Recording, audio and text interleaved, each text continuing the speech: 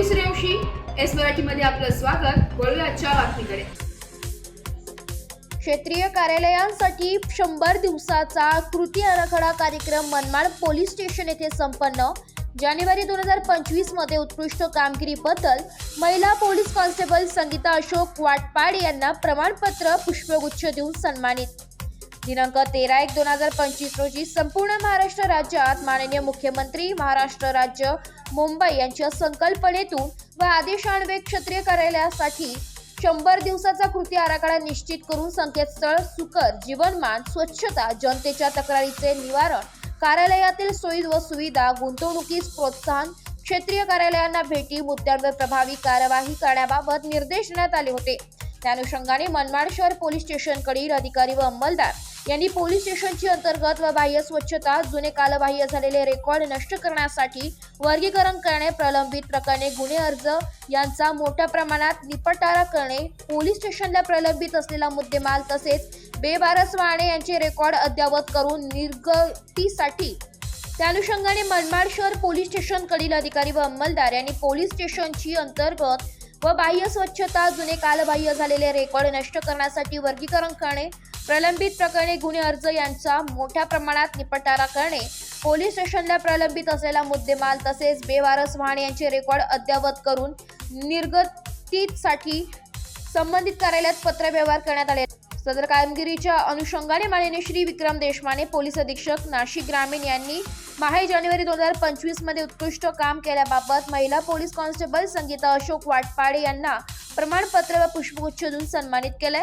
तसेच इतर पोलीस अधिकारी व अंमलदार यांना सुद्धा चांगले कामगिरी केल्याबद्दल समाधान व्यक्त केले.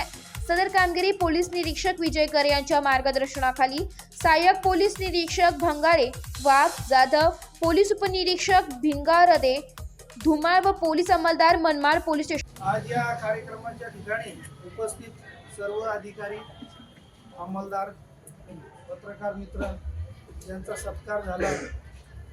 असे पोलीस अंमलदार आणि इतर सर्वच उपस्थित मित्रांनो, आपल्या लक्षात आलं असेल, खास करून पत्रकारांसाठी माझं सांगणं आहे, आपण बघत असाल गेल्या 1-2 महिन्यापासून ज्या पद्धतीने पोलीस स्टेशनने कात टाकलेली आहे हे आपल्या लक्षात येत असेल. पोलीस स्टेशनची रंगरंगोटी, नवीन टाकी बांधण्याचं काम असेल, या इथं जुनं घर होतं ते काढलं, पोलीस स्टेशनच्या एरियामध्ये असलेल्या ज्या मोटरसायकली अस्ताव्यस्त पडलेल्या होत्या त्या सर्व मोटरसायकली काढून त्यांच्या याद्या करून, पाठीमागे व्यवस्थित करून, नवीन गेट, जाळी, हे जे काही काम आहे हे चांगल्या पद्धतीचं पोलिसिंग, जनतेला चांगल्या पद्धतीने दिली जाणारी सेवा, याचं ते द्योतक आहे. हे करत असतानाच मागच्या महिन्यात म्हणजे जानेवारीत समजा, ह्या जानेवारीमध्ये साधारण 13 तारखेपासून संपूर्ण महाराष्ट्र राज्यामध्ये माननीय मुख्यमंत्री यांच्या संकल्पनेतून एक कृती आराखडा 100 दिवसाचा डिक्लेअर करण्यात आलेला आहे. मग त्या कृती आराखड्यामध्ये अशा बऱ्याच गोष्टी घेतलेल्या आहेत. त्या वेगवेगळ्या कमिट्या असतील, ते आपापली कामं करतील आणि संपूर्ण महाराष्ट्र राज्याचाच एक चेहरा मोहरा बदलण्याचं काम त्याच्यामधून दिसून येणार आहे. मग त्याच्यामध्ये संपूर्ण पोलीस स्टेशनची साफसफाई असेल, अंतर्बाह्य, त्याच्यानंतर काही ते व्हिजिटर्स आले त्यांच्या बसण्यासाठीच्या जागा असतील, त्याच्यानंतर सगळ्यात मोठी गोष्ट म्हणजे जे काही अर्ज आता आम्ही बघत होतो, काही अर्ज 2020, 2021, 22, आता हे 25 चाललंय. म्हणजे 19 पासूनची. आता मला सांगा का 2019ला एखाद्या माणसाने जर अर्ज केलेला असेल आणि तो जर 25 पर्यंत पेंडिंग असेल तर त्याला काय न्याय मिळाला? ते भांडण पण मिटलं असेल, सगळं संपलेलं असेल. तर असं होऊ नये म्हणून एक झिरो पेंडन्सी अशी एक संकल्पना आली.